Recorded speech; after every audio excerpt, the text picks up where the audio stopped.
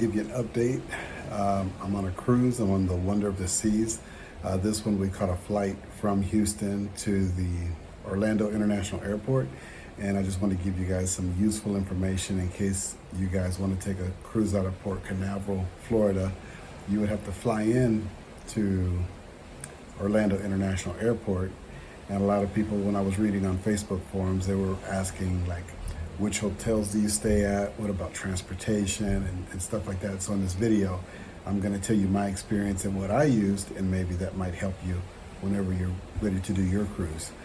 First of all, we took a flight from Houston out of Hobby to the Orlando International Airport. The flight was about 2 hours and 20 minutes. We arrived pretty quick.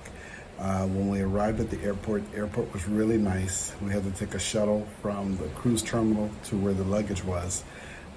From there was a little bit of confusion because we didn't know where to catch an Uber or a Lyft. So we went down, we were reading the signs and we got confused. It said to go to the first floor, then some of the employees didn't know. But just so if you're flying out of that airport, it's on the second level where you go to claim your luggage. When you go out, or even before you go out to the second level, just open up your phone and use your Uber or your Lyft app, whichever one you choose, and you can order a car or an SUV, and it'll tell you when you go out the doors which number to wait by, because they have different stations, like 1 through 10, for example. And we had to wait at one of them, and the ride showed up. It was pretty simple. It was pretty simple. To give you an idea of the cost, for the Uber, when we were looking them up, not an Uber Black, but just a regular Uber, it was about 90 bucks, 90 to 95 bucks. So I also have the Lyft app, and I looked at the Lyft, and it was $70. So we used the Lyft. It was a gentleman came pick us up. He was in a Toyota Sienna van, and he took us to the hotel that we used. The hotel that we used was SpringHill Suites by the Marriott. It's in Port Canaveral. It was about maybe a 40-minute ride from the airport to the hotel. Okay, once we got to the hotel, there's not a whole lot around there. Walmart, there's nothing walking distance for like a big chain grocery store or Walmart or stuff. You would have to catch an Uber or a Lyft from there, and I'm going to give you an idea of the cost also on that, because we had to do that the following day. So let's back up. So from the airport, we took the Lyft. Took us about 45 minutes to get there. Check-in was fairly easy. The ladies at the counters gave us a lot of information. They told us that they do also offer transportation to the cruise terminal. So remember, SpringHill Suites by the Marriott. The hotel shuttle person, they have different times, like 10, 11, 12, times that the shuttle takes off to drop you off at the cruise terminal. And if you elect to take one, let's say like at 11, and maybe checkouts at 11, because you got the transportation from the hotel, they give you a late checkout because they know that you're going to the cruise terminal. This hotel also did offer a breakfast. There was like waffles, potato or fried potatoes, eggs. It was a really big breakfast area that they had. It was, I'm not going to complain. Everything was really good at it. The room was nice. I think the hotel was about 6 floors. Very clean. I mean, if you stayed at the Marriott before, you kind of know what to expect. So that one was SpringHill Suites by the Marriott. What else do you need to know? Okay, to get something to eat, everything was pretty much closed. They gave us a list of restaurants and bars that were open near there, but we had a late flight, so by the time we got to the hotel, it was almost 11 o'clock, about 11 o'clock at night, so a lot of the stuff was closed. So we just elected to just use Domino's. The hotel did have an area where they had TV dinners, Cokes and stuff, but the prices were just crazy for that type of stuff. I would say just order out, order a pizza or order something that you like from the area. Just use Uber Eats or something. Okay, for the next day, we got up and we decided we had forgot our, like the Downy wrinkle releaser for the clothes to keep the wrinkles out of the clothes. So we decided to take an Uber from the hotel to Walmart.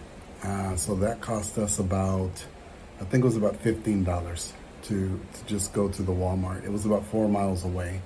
When we were going there, we were talking to the driver and we were telling him about our experience the night before catching the Lyft from the airport to Port Canaveral.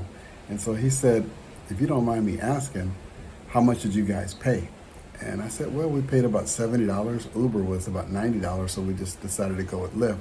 And he goes, did you know out of all that money, the $70 or the $90, he goes, we only get about $25 of that. And I was like, wow. So Uber or Lyft is keeping that much money for these guys. And my whole point in telling you that is so that if you do use them, I would give them a tip, you know, because they're working hard, and whoever dropped us off had to probably circle back another 45-minute drive to get back to the airport or back to that area to get some more rides. So take that into consideration. Let's see, so we caught the Uber to the Walmart, $17. Then on the way back, we caught another one back to the hotel.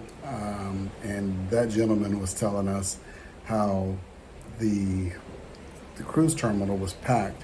A lot of the Ubers and the Lyfts don't want to pick up people from there to go to the airport because they're not getting paid enough. Remember, they're only getting paid $25 to take a 45-minute ride, and just imagine how much gas that is in their time or whatever. So they're kind of staying away from the cruise terminal because they don't want those kind of rides. They would do better off just picking up Uber rides from the hotels and just taking them to the store, dropping them off. Because look, he made 17 bucks taking me 4 miles, to whereas if he would have took a ride from the hotel to the airport, he would have only made 25 bucks, but it would have cost him 45 minutes of his time and gas, et cetera, et cetera. Then he's got to make a U-turn and come back. So that's just some of my information on the trip and for Port Canaveral. But that hotel, you can see the ships from the hotel. If you look, you can see it's very, very close to it. It's not, I wouldn't say walking distance. You probably could walk, but it'd be about a good 15-minute ride. Oh, before I forget, I want to give you guys, this guy gave us a business card. They have a shuttle service, and he charges 25 bucks. This is the number to it. So if you're in a different state and you want to get a ride back from the cruise terminal to the airport, this is somebody that you may want to try. They were really nice, really professional. We talked to them when we were about to get on board at the cruise terminal, and we made an appointment. So it's 25 bucks per person versus, I think the Royal was charging $69 per person to go back to the airport. So you guys may want to look into that. Well, this is going to conclude my video. I'll give you another update tomorrow on how everything is going. I have to tell you guys about Coco Cay, so that'll be on my next video. I'm going to tell you what happened. It's a little disappointing, but what can you do? Thanks for watching. Please like and subscribe.